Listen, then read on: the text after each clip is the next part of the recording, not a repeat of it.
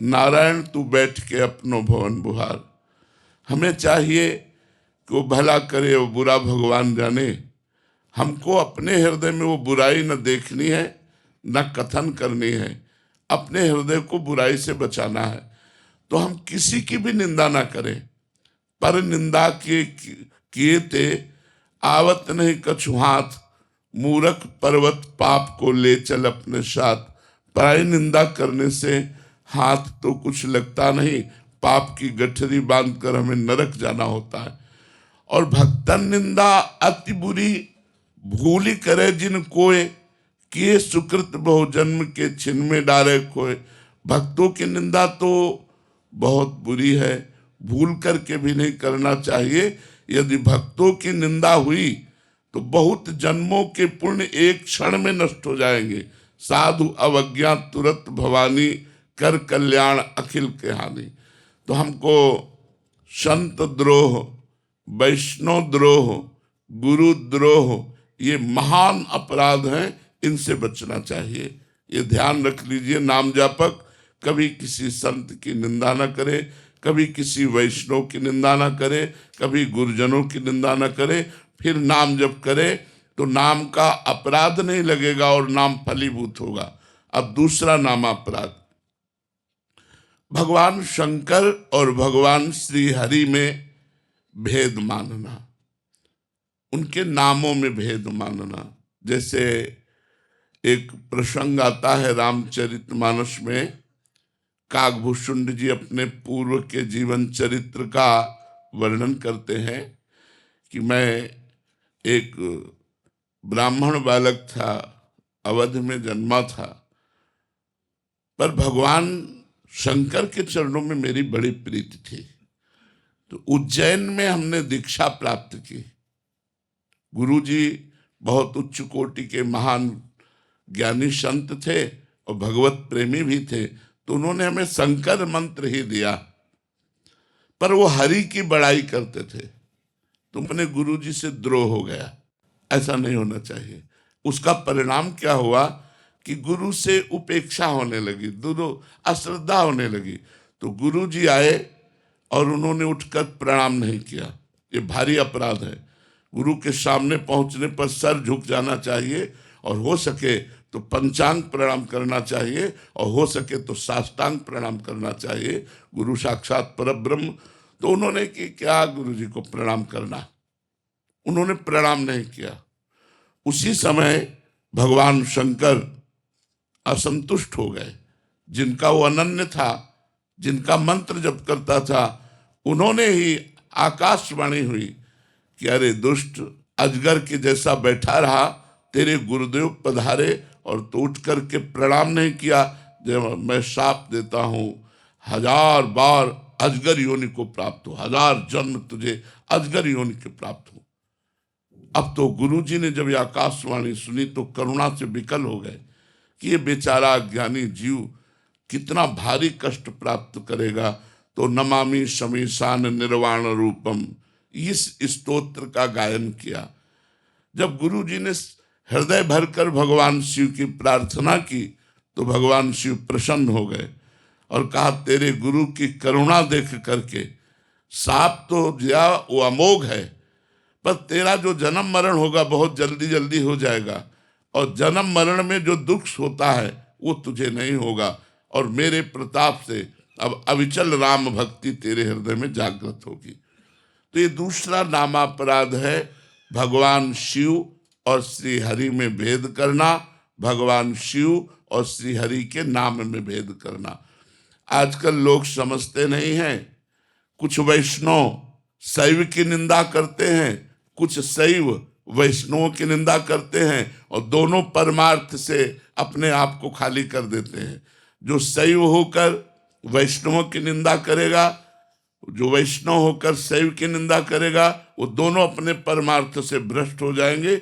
इसलिए ये दूसरा नामापराध, भगवान शिव और भगवान श्री हरि में भेद न करना, उनके नाम में भेद न करना। तीसरा, नामदाता गुरु का कभी भी किसी भी तरह से अपमान न करना। हमारा सर्वस्व गुरुदेव का है, तन मन धन प्राण सर्वस्व गुरुदेव के है। हम गुरुदेव को कभी अपमानित न करें, गुरुदेव को कभी नीचा न दिखाएं, गुरुदेव को कभी हम ऐसे अपशब्द न कहें, उनकी अवज्ञा न करें। अगर अवज्ञा करेंगे तो चाहे जितना नाम जप कर लें, हमें भगवत प्राप्ति नहीं होगी। क्योंकि मोक्ष मूलम गुरु कृपा। गुरु यदि प्रसन्न हृदय से होकर के, शिष्य के किसी आचरण से प्रसन्न होकर के, मान लो गुरु के द्वारा कोई ऐसा कार्य हो गया और आपने अपने गुरुदेव के प्रति कि ये तो मेरे प्रभु हैं, और बिल्कुल शांत रहे, तो गुरुदेव जान रहे हैं कि मैंने प्रतिकूलता की, मैंने अपराध किया, और वो हृदय से जब आशीर्वाद देंगे तो निश्चित भगवत प्राप्ति हो जाएगी। मोक्ष मूलम गुरु कृपा।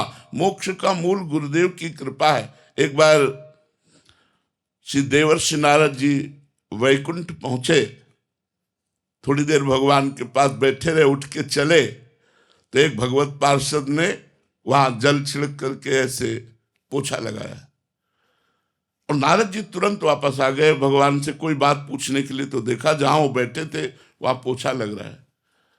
देवर्षि नारद जी ने कहा, प्रभु जहां हम बैठे थे वहां पोछा लग रहा है इसका। तो बोले, आप निगुड़ा हो, अभी गुरु नहीं बनाया। मेरे भजन के प्रताप से मेरी प्राप्ति तो हो गई, लेकिन आप अभी परम पवित्र नहीं हुए, क्योंकि गुरुदेव का वरण नहीं किया। ऐसा कई प्रसंग महाभागवतों के आते हैं। देवर्षि नारद जी ने कहा, प्रभु तो आप ही बता दीजिए मैं गुरु किसको बनाऊं। तो उन्होंने कहा, कल प्रातः काल ब्रह्म मुहूर्त में जिसके पहले दर्शन हो जाए उसी को गुरु बना लेना। भगवान ने ऐसी लीला की कि प्रातः काल बहंगी टांगे हुए उसमें पानी भरने के लिए जो कहार जाता है, वही रूप धारण करके भगवान पहला दर्शन किया। उनके मन में क्षोभ हुआ, यार क्या इनको गुरु क्या। दूसरे दिन भगवान के पास पहुंचे, भगवान ने कहा, गुरु दर्शन हुए? बोले, गुरु दर्शन तो नहीं हुए, कहार के दर्शन हुए जो पानी भरने वाला। बोले, गुरु की जाति पर दृष्टि रखी, गुरु की क्रिया पर दृष्टि रखी। जाओ मैं तुम्हें शाप देता हूं, 84 लाख योनियों को बार बार भोगो, जन्मों मरो। तो देवर्षि नारद जी चरणों में गिर गए और कहा, प्रभु मेरा निस्तार कैसे होगा? तो उनका, उन्हीं गुरुदेव से पूछो जाकर। तो दोबारा जब वहां गए तो वही गुरुदेव पानी भरते हुए दिखाई दिए। गए, साष्टांग दंडवत हुए और उन्होंने पूरी घटना बताई और कहा, मेरी दृष्टि आपके प्रति दोषमयी हो गई थी, तो भगवान ने मुझे शाप दे दिया 84 लाख योनियों में बार बार जन्मने मरने का। प्रभु मैं कैसे इससे मुक्त हूं? तो देवर्षि नारद जी को गुरुदेव ने कैसे मुक्त किया? ऐसे अंगुली से भूमि में घेरा बनाया, 84 बिंदु बनाए, बोले इनमें लौट जाओ। लौट गए, बोले जाओ 84 लाख योनियों से मुक्त हो गए। गुरु कृपा एक क्षण में 84 लाख योनियों से मुक्त कर दिया। तो गुरु द्रोह नहीं होना चाहिए। अगर हमने अपने जीवन में गुरुदेव बनाया है तो हम इतने सहनशील हों, इतने उदार हों कि कोई छोटी मोटी बात भी पड़ जाए तो अपने गुरुदेव के चरणों की तरफ ही देखें। हम कभी उनको अपमानित न करें, उनसे द्रोह न करें। यदि हम गुरु द्रोह करेंगे तो हम चाहे जितना भजन कर लें, हमारा मंगल नहीं हो सकता, हमें शांति प्राप्त नहीं हो सकती, हमें भगवत प्राप्ति नहीं हो सकती। चौथा, किसी भी शास्त्र की निंदा न करें। मानो आपको कोई भी शास्त्र प्रिय है तो किसी दूसरे शास्त्र की, वेद शास्त्रों की, पुराणों की, संत वाणियों की निंदा न करें। किसी की निंदा न, अपने अपने मार्ग हैं, शास्त्रों में बहुत से मार्ग हैं। आप किसी एक मार्ग के अनुयायी हैं तो आप चलें, अन्य शास्त्रों की निंदा न करें। जैसे कुछ निराकार उपासना को मानने वाले पुराणों की निंदा करते हैं, कुछ वेदों की निंदा करते हैं। निंदा करेगा तो चाहे जो मंत्र जप करे कभी सिद्ध ही नहीं हो सकता। इसलिए वेद, शास्त्र, पुराण इनकी कभी निंदा न करे। पांचवा, भगवान के नामों की महिमा कही गई है तो ये कभी न सोचे कि ये तो केवल स्तुति मात्र, इतनी महिमा तो नहीं है। अगर नाम में अर्थवाद की भावना करे, अर्थवाद का मतलब होता है बड़ी ऊंची ऊंची बातें नाम की महिमा में कही गई। जैसे अपने लोग जब वर्णन करते हैं, नाम के समान कोई तीर्थ नहीं, नाम के समान कोई पुण्य नहीं, नाम के समान कोई ज्ञान नहीं, नाम के समान कोई धर्म नहीं, नाम के समान नाम ही है, नाम से बढ़कर कुछ नहीं है। अब उसे यह न समझे कि एक नाम लेने मात्र से त्रिभुवन का कल्याण हो सकता है, ऐसा वर्णन। तो ये न समझे कि यार ये स्तुति मात्र है, अर्थवाद मात्र है, ऐसा समझना नाम का 5वां अपराध है, नामापराध है। छठा, भगवान के नाम से पापों का नाश होता है। सुना आपने, अब सुबह से पाप करना शुरू किया शाम तक, और शाम के बोले राम राम राम राम, कृष्ण कृष्ण कृष्ण, राधा राधा राधा, बोले पाप तो नष्ट ही हो जाते हैं। तो कह रहे हैं इस प्रकार से नाम के बल से पाप करने वाला वो छठे नामापराध को प्राप्त होता है, उसका पाप नष्ट नहीं होगा, वो नरक को जाएगा। नाम के बल से पाप नहीं करना, हमसे पाप हो गए तो नाम सब पापों का नाश कर देगा, पक्की बात है। लेकिन ये सोचकर कि ये मैं पाप करूंगा और शाम के नाम जप कर लूंगा तो मेरा पाप नष्ट हो जाएगा, तो नाम के बल से पाप करना ये छठा नामापराध है। 7वां, जैसा अभी वर्णन किया, नाम के समान केवल नाम है, न कोई यज्ञ है, न कोई तप है, न कोई दान है, न कोई व्रत है। एक आदमी नाम जप कर रहा है, एक आदमी यज्ञ कर रहा है, तो जो नाम जप कर रहा है वो परम पद को प्राप्त होगा। जो यज्ञ कर रहा है वो बहुत से बहुत स्वर्ग लोक को जाएगा, बहुत से बहुत तप लोक को जाएगा। जो तपस्या कर रहा है वो तप लोक, जो दान कर रहा है स्वर्ग लोक, जो व्रत कर रहा है वो स्वर्ग लोक, लेकिन जो नाम जप कर रहा है वो भगवान को प्राप्त होगा। देखो, जैसे अंतिम समय अपने पुत्र नारायण को पुकारा, ना कि भगवान को, नारायण, उसी समय भगवत पार्षद आ गए और अजामिल को परम पद की प्राप्ति हुई। तो कह रहे नाम के बराबर कुछ न समझना। यज्ञ दान तप व्रत जितने भी हैं वो सब नाम से छोटे हैं, नाम सबसे बड़ा, यहां तक कि भगवान से भी बड़ा भगवान का नाम।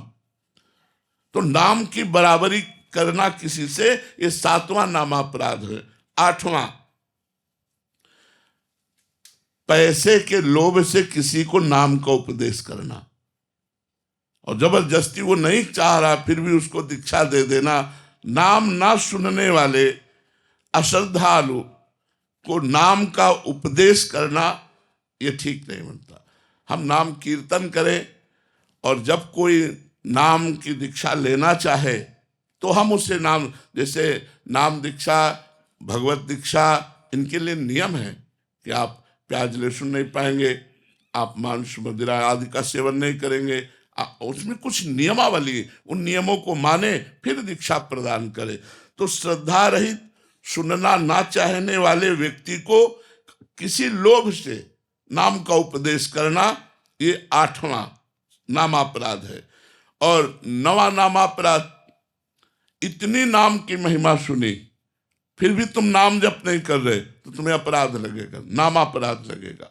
जब इतनी नाम की महिमा भगवान ने कृपा करके संतों से सुनाई तो आपको नाम जप का नियम ले लेना चाहिए कि आज से 11 माला जपूंगा, आज से इतना नाम जप करूंगा, उसका नियम ले लेना चाहिए। अगर नियम नहीं लेते, नाम जप नहीं करते तो आप अपना पतन करते हैं, आपके ऊपर 9वां नामापराध लागू हो जाएगा। और 10वां, नाम की महिमा सुनकर, सत्संग सुनकर भी अहंकार का त्याग न करना। मेरा ये पद, मेरा ये, मैं और मेरे के फेर में फंसकर विषय भोगों में आसक्त होकर भगवान के नाम का आश्रय न लेना, ये 10वां नामापराध है। यदि हम नाम जापक इन 10 नामापराधों से बच जाएं तो बहुत जल्दी नाम फलीभूत हो जाए और हमारे सारे पाप नष्ट करके, सारी कामनाओं को शांत करके भगवत प्राप्ति करा दे। अगर अब इन 10 नामापराधों से कोई नामापराध हमसे बन जाए तो क्या करें? तो इसमें लिखा हुआ, नामापराध युक्ता नाम नामान्येव हरन्त्यघम अविश्रांत प्रयुक्तानि तान्येवार्थ काराणि च। अगर नामापराध बन भी जाए तो हाथ जोड़कर भगवान से प्रार्थना करे और खूब नाम कीर्तन करे, तो उससे नाम का अपराध भी जो है वो नष्ट हो जाता है कि प्रभु आगे से मैं कोई नामापराध नहीं करूंगा। तो ये 10 नामापराध आप सबके सामने वर्णन किए कि नाम जप करते हुए आपको ये लाभ लेने नहीं देंगे यदि ये 10 नामापराध होंगे, और 10 नामापराध से बचकर यदि आप नाम जप करेंगे तो आपको बहुत लाभ प्राप्त होगा। आकाश जी वृंदावन से, श्री हरिवंश महाराज जी, गुरुदेव आपके चरणों में कोटि कोटि प्रणाम। महाराज जी, मेरी बुद्धि बहुत समय से संशय में है, प्रभु केवल आप ही बुद्धि के संशय का निवारण कर सकते हैं। महाराज जी सत्संग के कृपा प्रसाद से ज्ञात हुआ कि 3 तत्व आदि अनंत सनातन ब्रह्म, जीव एवं माया, प्रभु आपके श्री मुख से श्रवण किया कि जीव ही ब्रह्म है।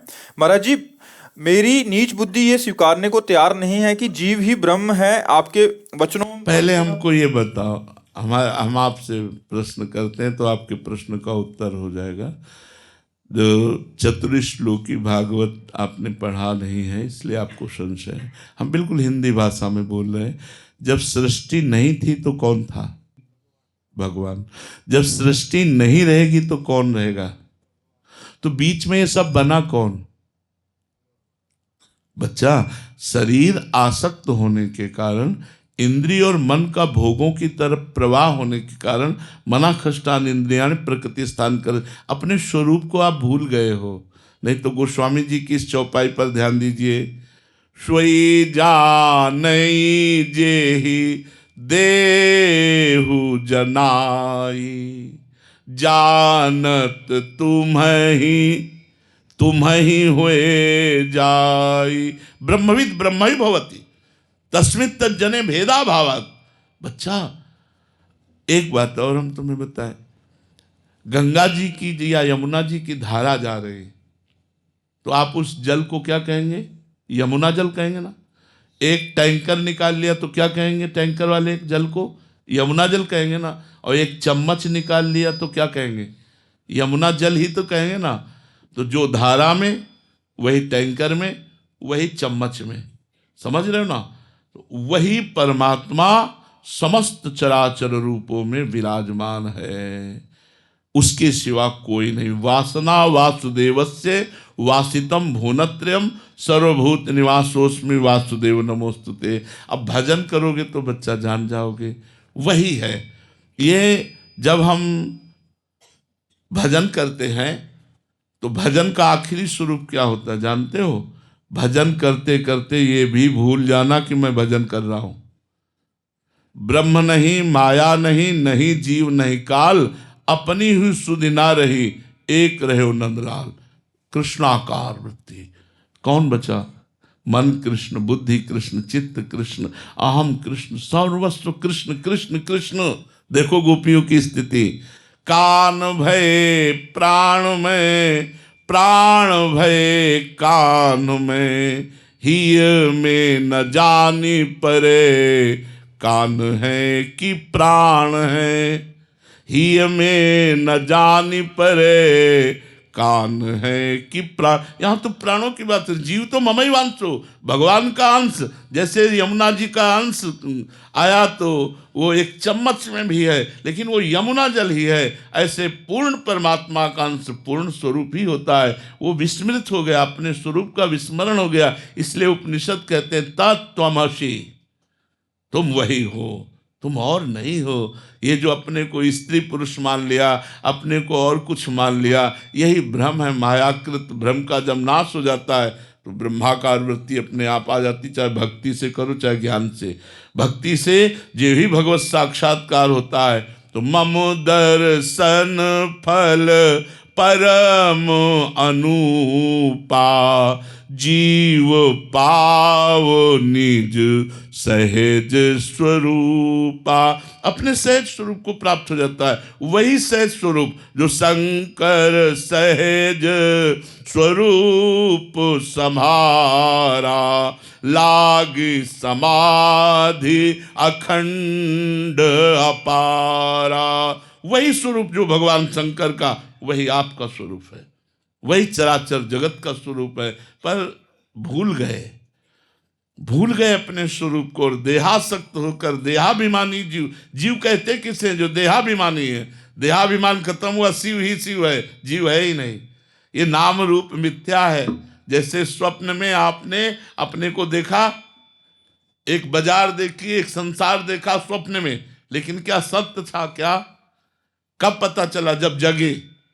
तब तक तो सत्य था जब तक स्वप्न में थे, जब जगे तो वो झूठा हुआ। ऐसे ही मोह निद्रा में अभी आप सो रहे हैं, जब जगेंगे तो आपको एक ही परमात्मा दे। एको ब्रह्मो द्वितीयो नास्ति, एको ब्रह्म द्वितीयो नास्ति, दूसरा कोई है ही नहीं। सर्वम खलमिदम ब्रह्म ने नानास्ति किंचन, वासुदेवा सर्वमित समात्मा सुदुर्लभा, सब जगह वही विराजमान है। अब ये अनुभव करने के लिए साधना करनी पड़ेगी, बातचीत से थोड़ा अनुभव में आ जाएगा। जब हम साधन करते हैं तब ये बात समझ। समात्मा सुदुर्लभा, जो सर्वत्र भगवान का दर्शन, गोस्वामी जी अनुभव करके कह रहे ना, सीय राम मैं सब जग जानी, करऊं प्रणाम जोरी जुग पानी। चराचर जगत सिया राम का स्वरूप है, गोस्वामी जी अनुभव कर रहे हैं।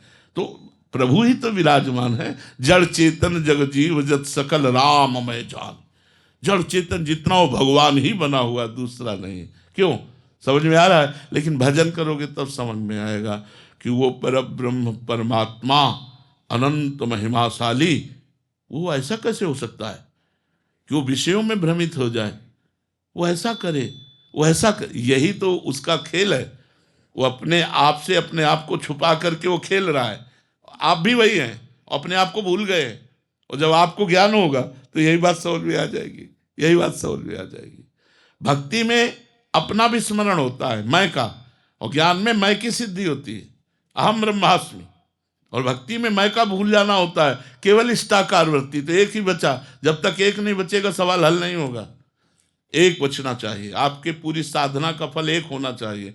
तो भक्ति में एक एक रहे हो नंदलाल, और इष्टाकार वृत्ति, और ज्ञान में अहम ब्रह्मास्मि, दूसरा सब समाप्त, सब मेरी ही आत्मा है।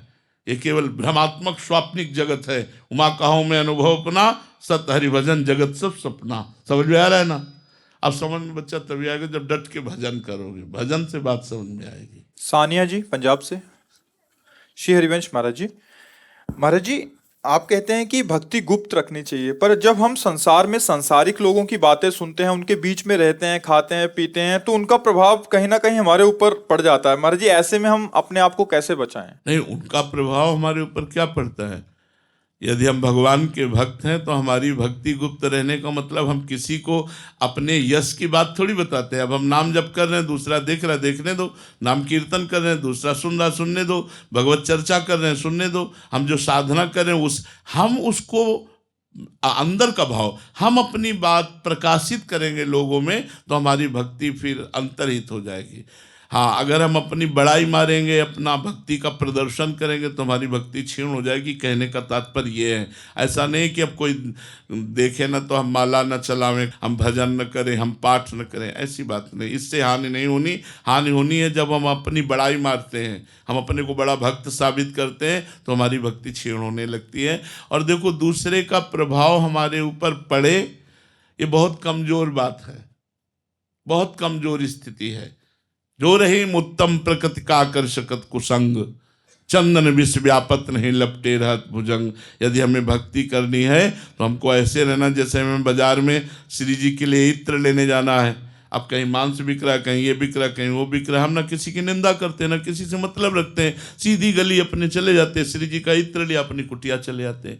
ऐसा भक्त होना चाहिए। हम पूरे संसार रूपी बाजार में हैं, व्यापार नौकरी जो भी कार्य कर रहे हैं, अपने कार्य से मतलब है। लेकिन अब हमारा मित्र वो कह रहा शराब पियो, नहीं हम तेरी मित्रता स्वीकार नहीं करते। मांस का हम नहीं तेरी मित्रता स्वीकार नहीं करते। नहीं हम मित्र, फिर हमारी तुम्हारी दोस्ती कभी मत रही है, दोस्ती कभी मत कीजिए। हमारे दोस्त ठाकुर जी हैं, तुम्हारी दोस्ती से क्या होना है? तुम गलत आचरणों की हमें शिक्षा दो, गलत आचरण हमको पाओ, हमारे दोस्त बनो, ऐसा नहीं। तो ऐसे कुसंग का प्रभाव अपने ऊपर नहीं आना चाहिए। यदि आएगा तो फिर आपकी भक्ति क्षीण हो जाएगी, भक्ति बलवती नहीं होगी। बलवान भक्ति बनाने के लिए कुसंग का त्याग अत्यंत अनिवार्य है। रणधीर कुमार जी पटना से। राधे राधे महाराज जी। महाराज जी क्या नाम जप के द्वारा ब्रह्म ज्ञान की अनुभूति भी संभव है, तथा या अलग अलग मार्ग हैं दोनों? नहीं, अगर आप नाम जप से ब्रह्म ज्ञान जानना चाहते हैं तो जान जाएंगे। महर्षि वाल्मीकि जी को कौन सा ज्ञान नहीं? पढ़िए वाल्मीकि रामायण, कौन सा ज्ञान नहीं उसमें, सब कुछ विराजमान है। और क्या उन्होंने किया? रामा रामा रामा रामा रामा। उल्टा नाम जपत जग जाना।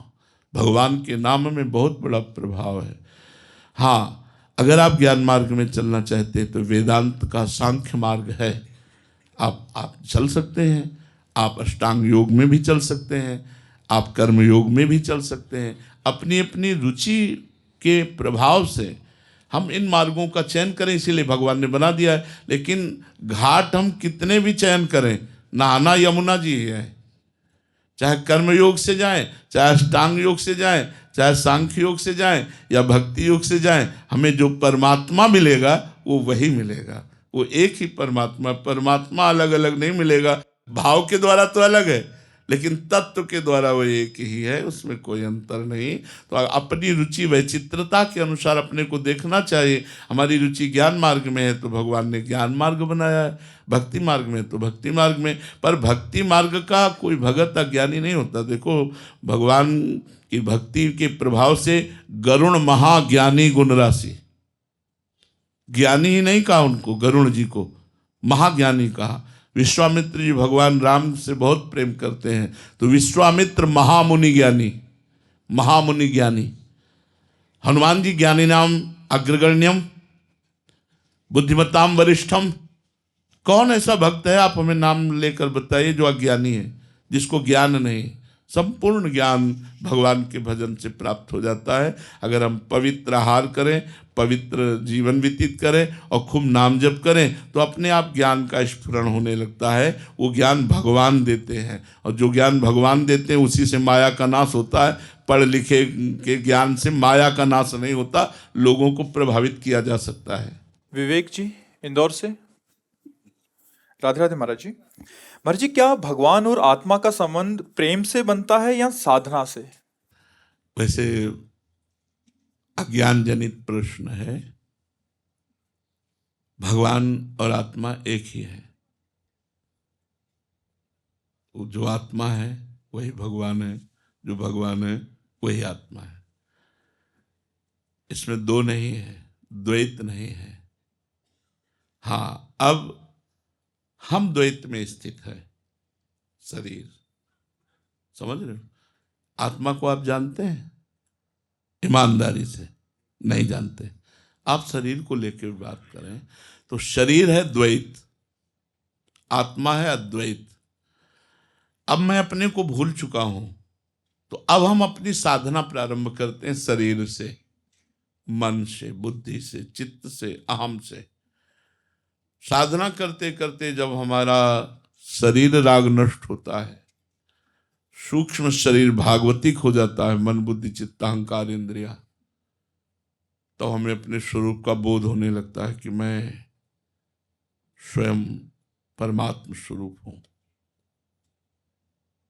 चाहे वो जिस मार्ग से जाए, जैसे भक्ति मार्ग से जाएगा तो दास्य है, सखा है, वात्सल्य है, गोपी है, सहचरी, ये सब चिदानंदमय स्वरूप होता है।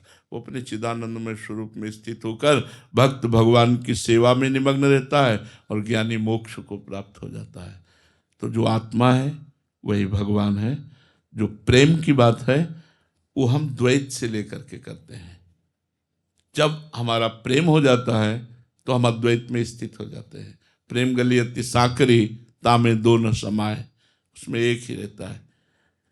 ब्रह्म नहीं, माया नहीं, नहीं जीव नहीं काल, अपनी ही सुध ना रही, एक रहे नंदलाल, अपनी भी याद न रही। जो अपनापन देह भाव का था वो सब गलित हो गया, तो जो बचा वो केवल प्रभु ही प्रभु बचे, श्री कृष्ण ही श्री कृष्ण बचे, क्योंकि हमारी आत्मा श्री कृष्ण है। श्री कृष्ण ही हमारी आत्मा है, आत्मा ही श्री कृष्ण है और कोई दूसरा नहीं है। आप समझ पा रहे हैं हमारी बात? घनश्याम शरण जी। राधे राधे महाराज जी। गुरुदेव भगवान, आपके चरणों में कोटि कोटि प्रणाम। गुरुदेव भगवान, आपके श्रीमुख से सत्संग में सुना था कि मानसिक 84 जी का पाठ करना चाहिए, बट कभी कभी महीने में मन एक दो बार अन्य जगहों में फंसा देता है कि पाठ कर लो, जप कर लो, परिक्रमा कर लो, तो पूरे महीने में महाराज जी मानसिक 84 हो नहीं पाती, 3-4 बार छूट जाता है। तो ऐसे में महाराज जी जब मन फंसा, नहीं, परिक्रमा कितनी देर करोगे? 2.5 घंटे। पाठ कितनी देर करोगे? 1.25 घंटे 84 जी का। लेकिन शेष समय, अन्य समय हमारे पास 24 घंटे हैं, जिसमें 6 घंटे शयन के हैं, और अगर हम बाबा जी हैं तो 18 घंटे केवल भजन के लिए हैं।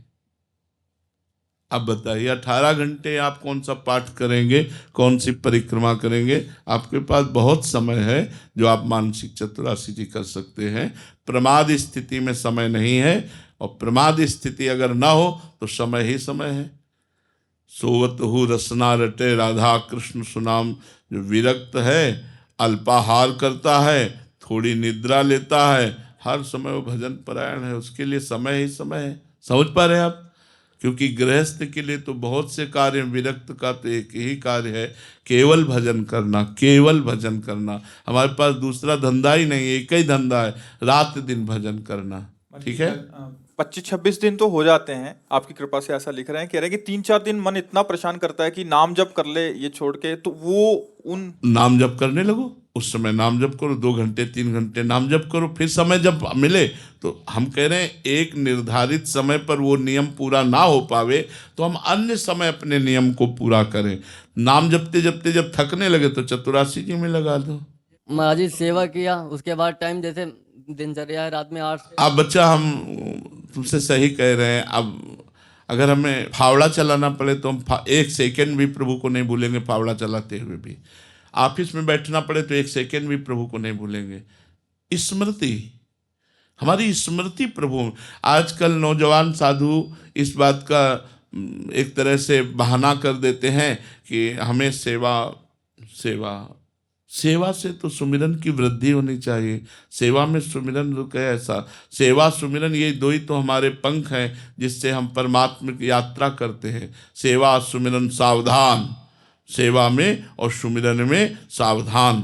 तो हम जब सेवा कर रहे हैं तो प्रभु की कर रहे हैं और सुमिरन कर रहे हैं, सोहनी लगा रहे हैं, धीरे धीरे आराम से गुनगुना रहे हैं, जोई जोई प्यारो करे सोई मोहि भावे, या मंत्र चल रहा है, पात्र मार्जन कर रहे हैं, या नाली साफ कर रहे हैं, कुछ भी सेवा मिल जाए। आप ये मत समझो तो कर लेते हैं बट मानसिक कोई बात नहीं है, कोई बात नहीं, धीरे धीरे मन लग जाएगा, चलते रहो, उबो मत, ठीक है। और ब्रह्मचर्य से रहो। अपने मार्ग में सबसे बड़ी बात होती है ब्रह्मचर्य। ब्रह्मचर्य वो पुष्ट करके परमार्थ की तरफ चलाता है। हम लोगों से त्रुटि हो जाती, गलती हो जाती, वो ना होने पावे तो मानसिक बहुत जल्दी आ जाओगे। मानसिक क्योंकि और कोई काम नहीं अपने पास, पवित्र सेवाएं भागवतिक और भागवतिक चिंतन, तो बहुत जल्दी उन्नति हो जाएगी। अमीषा जी पंजाब से। श्री हरिवंश महाराज जी, महाराज जी संत कृपा कैसे प्राप्त करें? भगवान नाम जप करने से। जामवंत कह सुनु रघुराया, जा पर नाथ करहु तुम दाया, ताहि सदा शुभ कुशल निरंतर, सुर नर मुनि प्रसन्नता ऊपर, सुर नर मुनि प्रसन्नता ऊपर, सोई विजयी विनयी गुण सागर, तासु सुजस त्रैलोक उजागर, जा पर कृपा राम की होई, ता पर कृपा करे सब कोई। भगवान प्रसन्न तो संत प्रसन्न, चराचर जगत प्रसन्न। तो हमें चाहिए खूब भगवान नाम जप करें, इसी से संत प्रसन्न हो जाएंगे। संतों को शारीरिक सेवा की आवश्यकता उतनी नहीं है जितनी आपको भजन की आवश्यकता है। आप भजन करें, अच्छे आचरण से चलें तो सब संत प्रसन्न। मतलब कपड़ा, भोजन, औषधि, ये तो भगवान कहीं ना कहीं से दे ही रहे हैं। अगर आप अच्छे आचरण करते हुए भजन करो, ये हम देखा तो हमारा हृदय प्रसन्न हो जाएगा कि एक आदमी अगर हमारे उपदेश से सुधर गया तो हमारा साधु जीवन धारण करना सफल हो गया, तो हम प्रसन्न हो गए ना। तो संत प्रसन्न होते हैं अच्छे आचरणों से, भागवत धर्म का पालन करने से, भगवान नाम जप करने से। पूजा जी दिल्ली से। राधे राधे महाराज जी, आपके चरणों में कोटि कोटि नमन। महाराज जी, शरीर के पुत्र को नाम जप के लिए और अपने समस्त कर्म श्री जी को समर्पित करने के लिए बोलती हूँ तो बोलता है आपने तो पूरा जीवन प्रपंच किया, अब नाम जप कर रहे हो तो मुझे बहुत ज्ञान दे रहे हो। तो मतलब तो ऐसे में महाराज जी मतलब कैसे करें? मतलब पर प्रयासरत रहिए। बच्चे हैं, एक दो बार अवहेलना करें तो भी उनको प्यार से समझाते रहिए। यदि उनसे कह दो बच्चा हमने प्रपंच में व्यतीत किया इसलिए तो पश्चाताप है, हम चाहते हैं कि तुम्हारा जीवन प्रपंच रहित हो, उनको समझाओ ना कि आप ठीक है, इसलिए पश्चाताप करके आज मैं नाम जप कर रही हूँ तो तुमको पश्चाताप करना ना पड़े, इसलिए थोड़ा नाम जप तुम भी शुरू कर दो, अभी से शुरू कर दो, तुम्हारा मंगल हो जाएगा। तो नाम जप बुद्धि को प्रवीण बनाता है, नाम जप संसार में चलने का साहस देता है, नाम जप विपत्ति को भोगने का बल देता है, नाम जप अपने आप हर सुविधा प्रदान करता है। विश्वास कीजिए, नाम जप में बड़ी सामर्थ्य है। हमें आप लोगों से बार बार कहते हैं कि आप परेशान मत होइए, आप कहीं भागिए मत, आप कहीं दौड़िए मत। हाँ, भगवान के नाम में, भगवान के मंत्र में अपार सामर्थ्य है दुखों का नाश करने के लिए। लेकिन आप जपो तब, ऐसा नहीं होगा कि हम जपें और तुम सुखी हो जाओ, ऐसा नहीं होगा। आपको जपना पड़ेगा, आपको स्वयं साधन करना पड़ेगा। प्राय लोगों की धारणा ऐसी है कि कोई ऐसा उपाय बताओ कि अंगूठी पहन ले या कोई मतलब जंतुर बांध ले, लोग ऐसा चाहते हैं। लेकिन हम आपको स्पष्ट ऑपरेशन करके बात बता रहे हैं, खुली ऑपरेशन करके बात बता रहे हैं कि को न काहू के सुख दुख कर दाता, निज कृत कर्म भोग सुनु भ्राता। हम तुम तो मनुष्य कोटि के हैं, मान लो साधु भी हैं तो हम जीव कोटि के हैं, लेकिन हम ईश्वर कोटि की मुनि की बात कहते हैं। वशिष्ठ जी ये ईश्वर कोटि के महात्मा हैं, ये भगवत कोटि के, जिनके चरणों में भगवान राम मस्तक रखते हैं, वो वशिष्ठ जी भरत जी से कह रहे हैं, सुनहु भरत भावी प्रबल, बिलखि कहो मुनिनाथ, हानि लाभ जीवन मरण जस अपजस विधि। है मंत्र, नाम है, भगवान के नाम में बड़ी सामर्थ्य है। इसलिए नाम जप करो, बेकार के इधर उधर की बातों में मत फंसो। कोई तुम्हारे दुख को नहीं मिटा सकता और जेब तुम्हारी खाली करवा सकता है, ये पक्की बात है। दुख मिटाना है तो तुम्हें लगना होगा। पापाचरण बंद करो, शराब पीना बंद करो, मांस खाना बंद करो, पराई बहन बेटी की तरफ गंदी दृष्टि बंद करो, अच्छे आचरण करो, अभी आनंदित हो जाओगे, अभी सुखी हो जाओगे। तुमको देखकर लोग आनंदित हो जाएंगे, आपका इतना चेहरा प्रसन्न रहेगा। और गलत आचरण करो और पैसा जमा कर दो तो पैसा जमा करना हुआ पुण्य, और गलत आचरण जो कर रहे हो पाप, इसका फल तुम्हें मिलेगा, उसका भी फल मिलेगा। महाराज जी ऐसी जगहों पे बहुत भीड़ रहता है महाराज जी, और काफी लोग कहते हैं हमें लाभ भी हुआ, पुत्र हुआ। देखो इसमें हम आपको आप बता रहे हैं, ये संयोग की बात है। ऐसे दंपत्ति कितने भारत में हैं जो हर उपाय करने के बाद भी पुत्र प्राप्ति नहीं हुई। ऐसा पुत्र प्राप्त करवा दे तो भारत में निसंतान कोई रह ना जाए। भारत में निसंतान, वो संयोग लग जाता है। संयोग, पुण्य का संयोग लगा, उसका संयोग लगा, पुत्र होने का समय आ गया और उसका संयोग लगा, बोले बाबा के आशीर्वाद से काम चल गया। बाबा के आशीर्वाद से पुत्र नहीं हुआ, तुम्हारे पुण्य के, तुम्हारे संयोग से, तुम्हारा जो भाग्य था उसमें पुत्र था, इसलिए पुत्र हो। अगर भाग्य में पुत्र नहीं है तो नहीं होगा, चाहे जितना प्रयास कर लो। देखो भागवत में इस बात का प्रमाण है कि आत्मदेव नाम का ब्राह्मण जब बहुत सब पुत्रेष्टि यज्ञ सब कुछ कर लिया और पुत्र नहीं हुआ तो करने के लिए जंगल गया। वहां देखा एक सन्यासी मिल गए तो उनके चरण पकड़ लिया। सन्यासी जी ने कहा आप उदास क्यों हो? बोले हम उदास क्या, हम तो मरने आए, हमारे पुत्र नहीं हो रहा है, सब संपत्ति है बढ़िया, सब सुख सुविधा है, पुत्र नहीं हो रहा तो हमारे पितरों का कैसे पिंडदान होगा, इसीलिए मैं आया हूं कि अब कर लूंगा। अरे बोले आप करना तो बड़ा निंदनीय कार्य है। तो उन्होंने कहा फिर आप हमें पुत्र प्रदान करो। बोले मैं तुम्हारे भाग्य में देख रहा हूं कि 7 जन्म तक पुत्र नहीं है। बोले आप अगर पुत्र नहीं प्रदान करोगे तो आपके सामने कर लूंगा। अब महात्मा जी बड़े चक्कर में फंस गए। उन्होंने अपने तपोबल से एक फल प्रकट किया और कहा जाओ अपनी पत्नी को पवा दोगे तो पुत्रवती हो जाएगी। बड़े प्रसन्न हुए, लौट के आए और उनकी पत्नी का नाम था धुंधुली। उन्होंने कहा कि लो ये फल खा लो, महात्मा ने दिया है, तुम्हारे गर्भ रह जाएगा। उसने सोचा गर्भ रह जाएगा तब तो भोजन नहीं पा पाऊंगी, चकाचक दबा के भोजन पाने के लिए पेट खाली चाहिए, पेट में गर्भ ही रहेगा तो क्या, और कहीं गर्भ टेढ़ा हो गया तब तो मैं मर जाऊंगी, गर्भ में तो बड़ी समस्या है। तो अपन उनकी बहन आई हुई थी, बहन से कहा एक बड़ी समस्या हमारे आगे आ गई कि पतिदेव ये फल लाए। तो बोले सुनो, समस्या का समाधान ये कि परीक्षा के लिए ये फल तुम गाय को पवा दो, और मेरे गर्भ है और तुम कहती रहो, गर्भवती का नाटक करती रहो, और जब मेरे संतान होगी तो मैं तुम्हें दे दूंगी, तुम धन हमारे पति को दे देना, और मैं सबसे कह दूंगी मेरी संतान मर गई, बढ़िया काम बन जाएगा। उन्होंने ऐसा ही किया। जो संत के द्वारा फल था, देखो उसने नहीं पाया, क्योंकि भाग्य में उसके गर्भ से संतान नहीं लिखी, गाय को पवा दी। तो समय आने पर गोकर्ण जी का प्रादुर्भाव हुआ, और उसकी बहन के जो लड़का पैदा हुआ, उस समय से जब उसके पास आया तो धुंधुली ने अपने नाम से मिलता हुआ नाम धुंधकारी रखा। और सब लोग भागवत चरित्र सुनकर जानते हैं कि धुंधकारी का चरित्र कैसा रहा, घोर महापापी रहा। तो अगर भाग्य में नहीं लिखा तो संत ने दिया, लेकिन वो उस खाया नहीं, गाय को खवा दे। तो हमें लगता है कि हमारे भाग्य का संयोग ऐसा बनता है, हम जहाँ जाते हैं संत महात्माओं के पास तो जाना एक सुकृत होता है, और दूसरा हमारे भाग्य का संयोग बनता है, इसलिए हमारी कामनाओं की पूर्ति हो जाती है। नहीं तो बहुत सी ऐसी बातें हैं जो हमारे भाग्य में नहीं है, उसे कोई नहीं लिख सकता, नया भाग्य नहीं निर्माण कर सकता। पहलवान जी आए थे 18 साल बाद, कह रहे महाराज जी की कृपा से पुत्र हुआ, तो मतलब कोई आपने आशीर्वाद कैसा दिया? संयोग 18 वर्ष बाद होना था, नहीं तो हम पूरे भारत को आशीर्वाद दे सबके हो जाए हमारी किसी से दुश्मनी है क्या?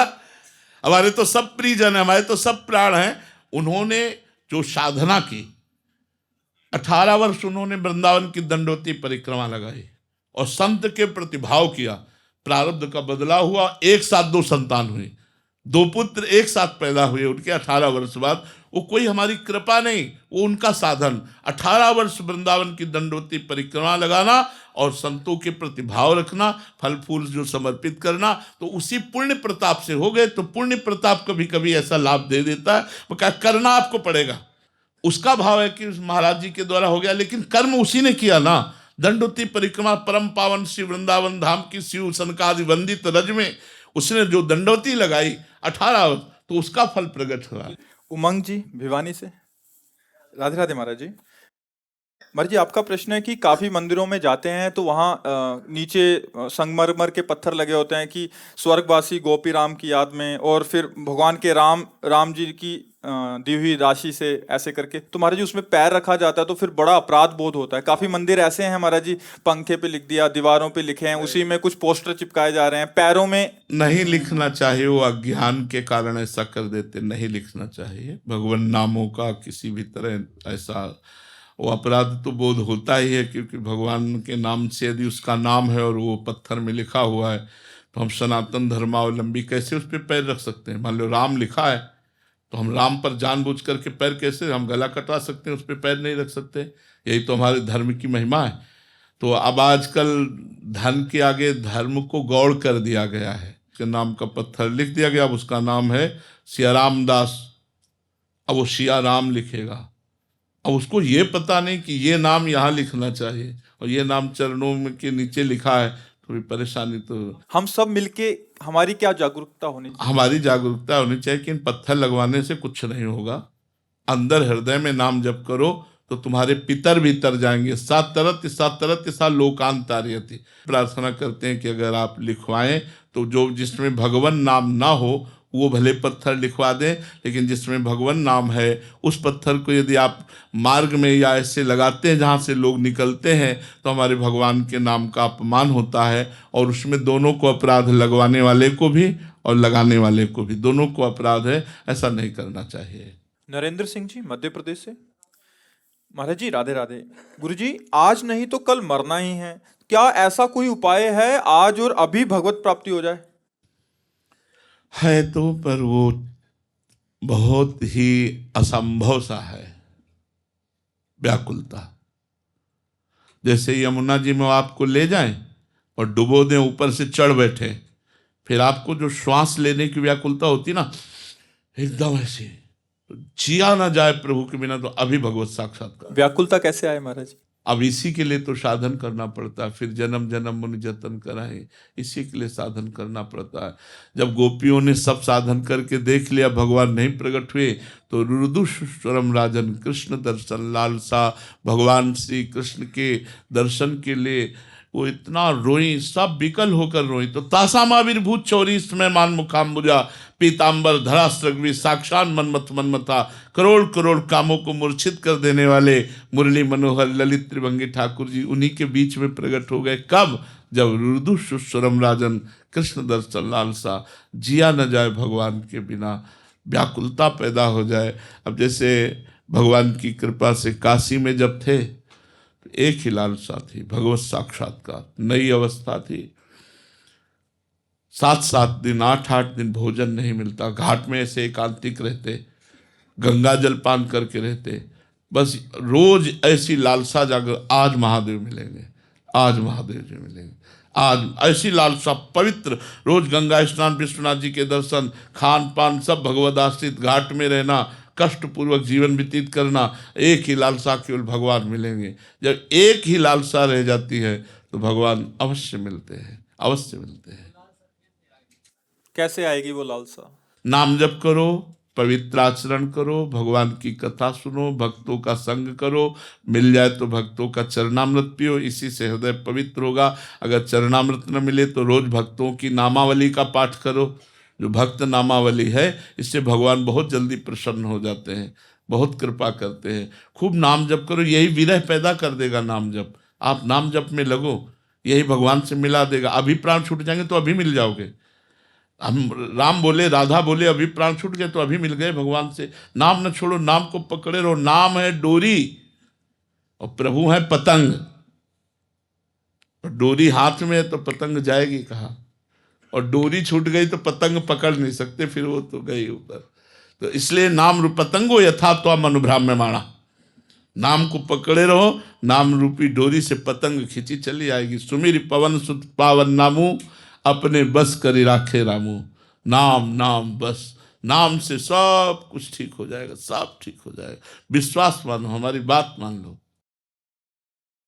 कल मन फिर पटक देगा, फिर विषयों में जाता है। हाँ, डर तो यही, आपको जैसे ऐसे हमें डर है, ऐसे हर साधक को डर रहता है। और ये हमें विश्वास करना चाहिए कि डरना तो ठीक है, लेकिन हम हैं किसके?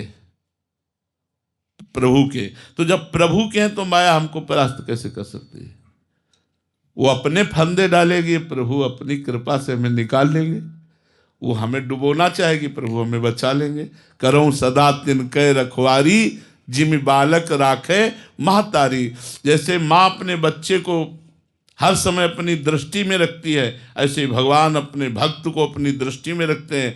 हाँ, कहीं हमें अहंकार है कि मैं जितेंद्रीय हूँ या ऐसा कुछ, तो थोड़ा मुँह भरा गिरेगा, लेकिन गिरते गिरते थाम लेंगे। पक्की बात समझो, पक्की बात समझो, थाम लेंगे। बड़े कृपालु भगवान है, फिर अवसर देंगे, निकलो माया से, बढ़ो। बड़े कृपालु भगवान है। यश जी, आयुष जी, हरियाणा से। राधे राधे महाराज जी।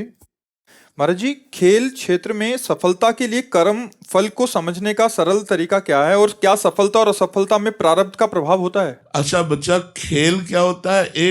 एक व्यक्ति से अकेले खेल नहीं होता। हमें लगता है जैसे क्रिकेट आदि। किस खेल में हो? महाराज जी फुटबॉल खेलते हैं, नेशनल प्लेयर हैं। हाँ, तो आपका एक बैच होता है ना।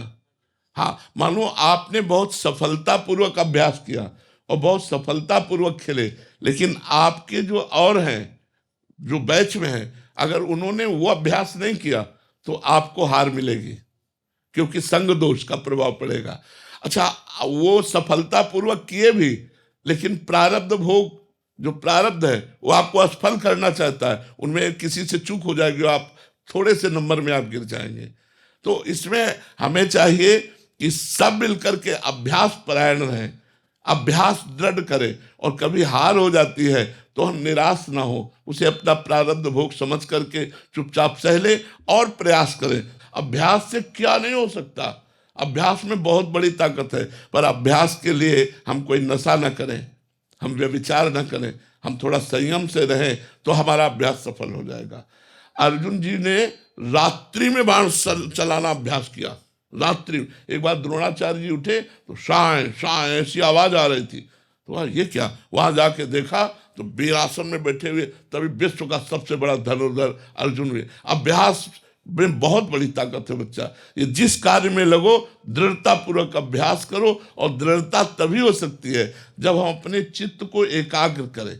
अगर हम गंदी बातों में मन को लगाएंगे और व्यसन आदि नशा आदि करेंगे तो हम सफलता नहीं हासिल कर पाएंगे। हम व्यसन रहित हों, कोई नशा न करें और गंदी बातों से बचें तो सफलता अवश्य प्राप्त होगी। अगर कभी असफलता मिलती है तो पूरा बैच है, उनमें किसी के अभ्यास की कमी और बुरे प्रारब्ध के कारण आपको भी नीचा देखना पड़ेगा, आपको भी असफलता लगेगी। इसलिए प्रयासरत रहिए। होता है कि हमारा प्रारब्ध ऐसा होता है कि पूरी 11 का बैच रहता है हमारा टीम का, लेकिन उसमें से कुछ 1 2 3 जने होते हैं जो आगे जाते हैं। जैसे कोई इंडिया टीम में जाता है, कोई कहीं जाता है।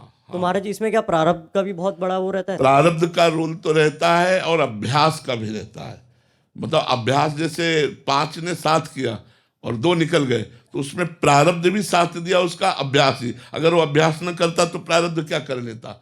अभ्यास भी किया और प्रारब्ध भी साथ दिया। आपका अभ्यास तो हुआ लेकिन प्रारब्ध साथ नहीं दिया, इसलिए आप रह गए। तो महाराज जी हमें पता कैसे चलेगा कि हमारा प्रारब्ध कब तक है? असफलता जब मिलेगी तो अपने आप पता, सर्टिफिकेट मिल गई ना। असफलता मिली तो लगा ना कि हमारा प्रयास तो बहुत था लेकिन असफलता मिल गई, इसलिए मेरा प्रारब्ध बहुत बुरा है जो मुझे नीचा दिखा दिया। अब अगली बार अभ्यास करूंगा जिससे प्रारब्ध को परास्त करके सफलता प्राप्त। बार बार थोड़ी प्रारब्ध आपको परास्त करेगा, तो इसलिए अगली बार फिर प्रयास। महाराज जी प्रारब्ध जो मेहनत के साथ साथ और भी कोई उपाय हैं जिससे बहुत जल्दी प्रारब्ध दोष खत्म हो सकता है? हमें तो एकमात्र भगवान ही उपाय नजर आते, दूसरा तो कोई उपाय नजर नहीं आता। यदि संत और भगवंत का आशीर्वाद हो जाए तो प्रारब्ध एक कोने में रखा रहेगा और विजयश्री हाथ में आ जाएगी। ये बात तो हम आपको पक्की बता दे। यदि संत और भगवंत का आशीर्वाद हो जाए तो फिर प्रारब्ध का मतलब होता बुरा कर्म, तो वो भस्म कर देंगे अपने प्रताप से, हमारी विजय प्राप्त हो जाएगी। संतों का आशीर्वाद कैसे प्राप्त होता है महाराज? उनकी आज्ञा का पालन करने से। उनकी आज्ञा क्या है महाराज जी? नाम जप कीजिए और बुरे आचरणों से बचिए और कोई नशा न कीजिए। कभी कभी हार जाना है, स्वाभाविक होता है। कभी कभी स्वाभाविक भी ऐसा होता है, हर समय उन्नति थोड़ी होती है, हर समय विजयश्री नहीं मिलती है। कभी कभी अर्जुन के भी बाण धोखे में हो जाते थे। ऐसा नहीं थे कि एक बार, वो तो भगवान राम का बाण एक बार छूटा तो धोखा नहीं। अमोघ जिम अमोघ रघुपति कर बाना, बकाया दूसरे से मोग हो सकता है। तो भगवान ही अमोघ है, भगवान ही विजयश्री है। भगवान का आश्रय विपत्ति और संपत्ति में समान भाव लाता है। तो आप खूब भजन कीजिए और प्रयासरत रहिए, नाम जप कीजिए और प्रयासरत रहिए। सफलता इस लोक पर लोक की सब मिल जाएगी जी। आयुष्मान जी मैनपुरी से। राधे राधे महाराज जी। महाराज जी क्या बिना भक्ति के ज्ञान अहंकार बन जाता है? सावधानी न रही तो,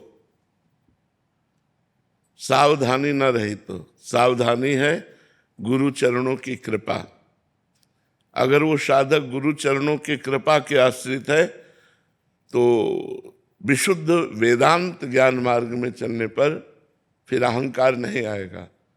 और अगर चूक कर गया तो अंतःकरण धर्म में अहंकार जो है उसी में लिप्त होकर वो अपने को ज्ञानी मान बैठेगा, तो फिर माया उसे परास्त कर देगी।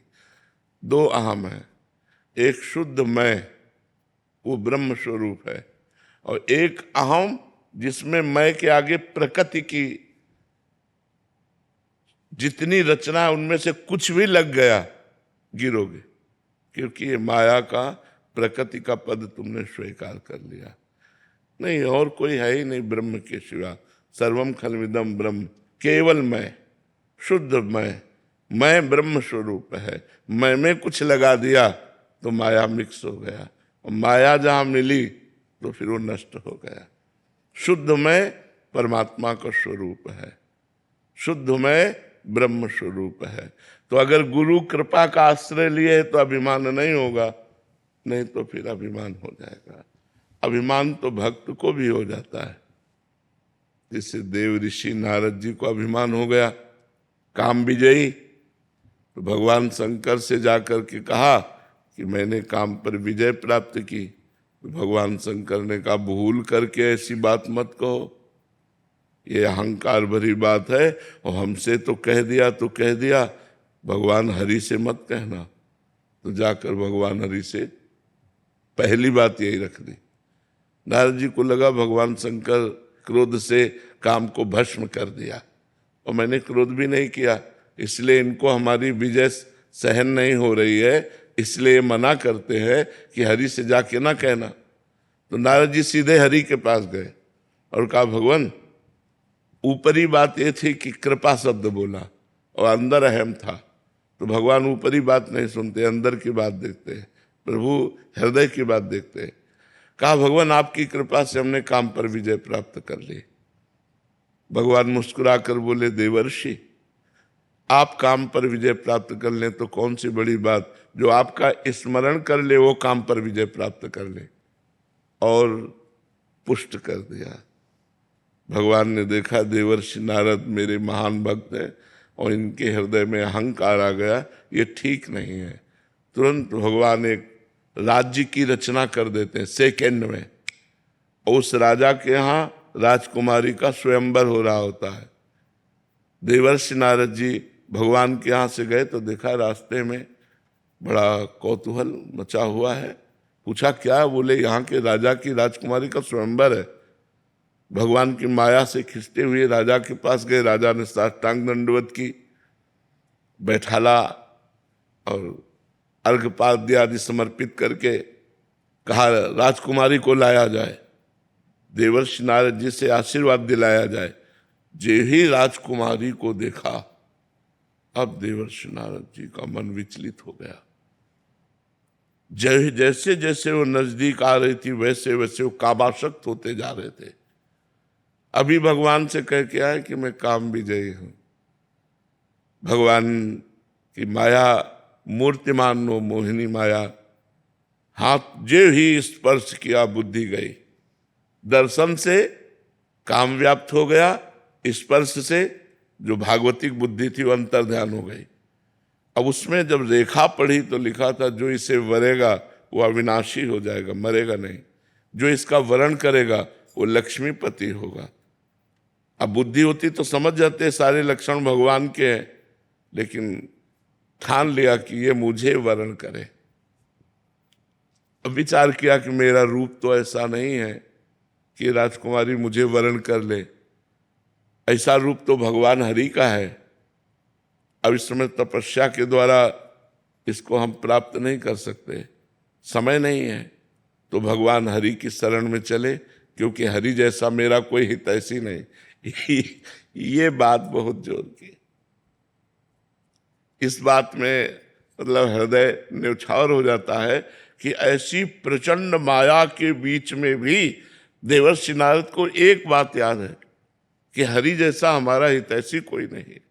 अगर ये बात याद रहे तो माया कुछ नहीं कर सकती। तो भगवान का चिंतन किया, भगवान प्रकट हो गए। भगवान से कहा प्रभु मुझे हरि रूप चाहिए। बोले तथास्तु, तुम्हारे लिए अदेय क्या है, मैंने दिया। फिर देवर्षि नारद जी ने कहा जय विधि हो ये नाथ ही तुमोरा, करो शुभेग दास में तोरा। तो भगवान ने कहा हित ही नहीं, जे विधि हो ही परम हित, नारद सुनो तुम्हार। भक्त से त्रुटि हो सकती है, भगवान से नहीं। भगवान ने कहा जिस तरह तुम्हारा परम हित परम मंगल होगा वही मैं करूंगा, और भगवान ने वही किया।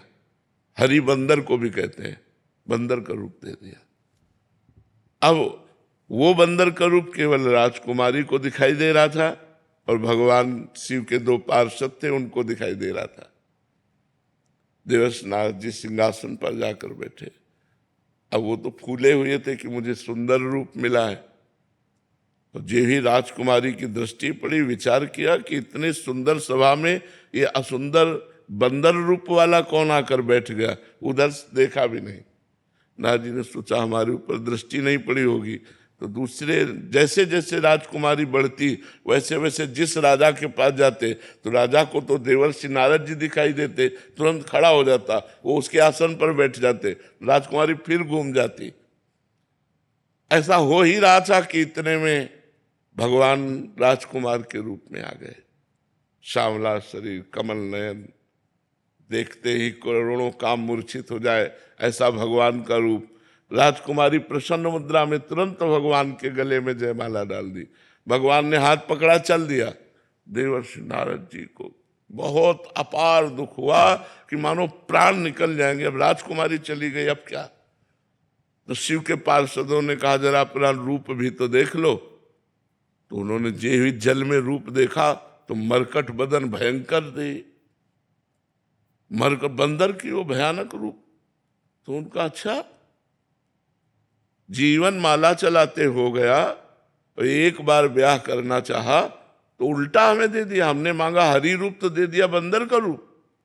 आज देखते हैं उनको देवर्षि नारद से पाला पड़ा है, आज उनको हम बताते हैं चल। और जा ही रहे थे गुस्सा में कि रास्ते में देखा भगवान मिल गए, राजकुमारी का हाथ पकड़े हुए, और साथ में लक्ष्मी जी भी।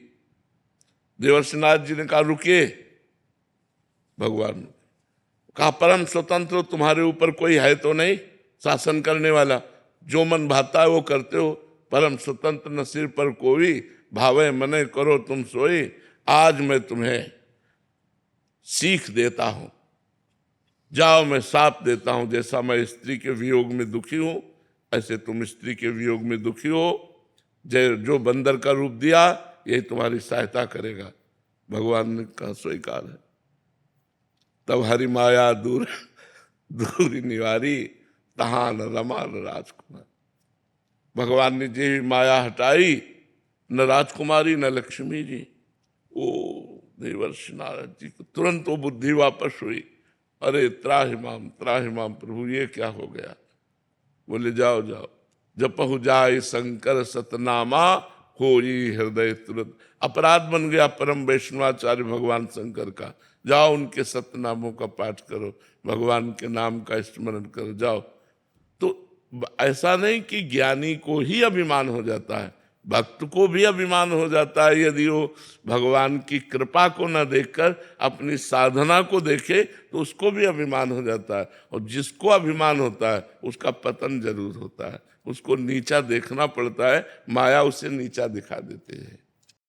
लक्ष्मीनाथ समारंभां नाथयामुनमध्यमाम् अस्मदाचार्यपर्यन्तां वन्दे गुरुपरम्परां, वन्दे गुरुपरम्परां। बाबा, हमारे तुलसीदास बाबा ने बड़ा सुंदर भाव लिखा है, भवानी शंकरो वंदे श्रद्धा विश्वास रूपणो। और ये सब हम सब लोगों का यही विश्वास है कि राधा रानी हमारी आज नहीं तो कल फल देंगी, बिल्कुल।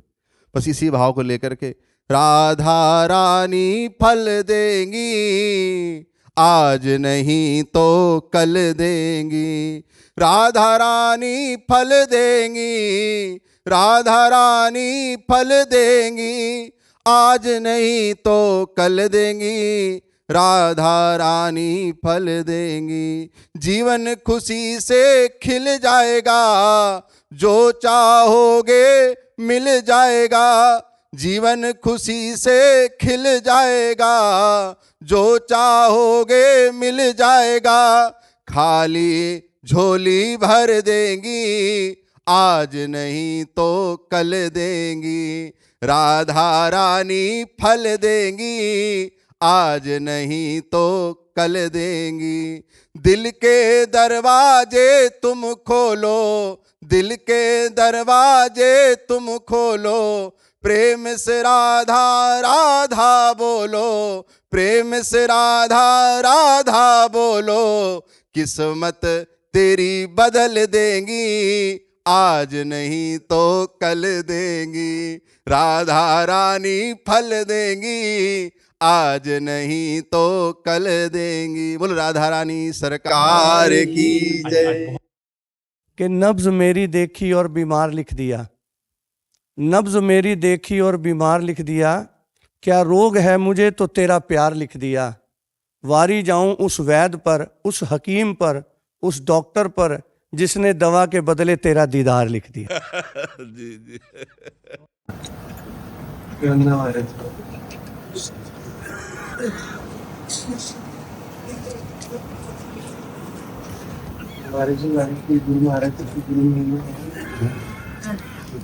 उनके चरण राज है, नंगली तीरथ धाम है, तक होती है।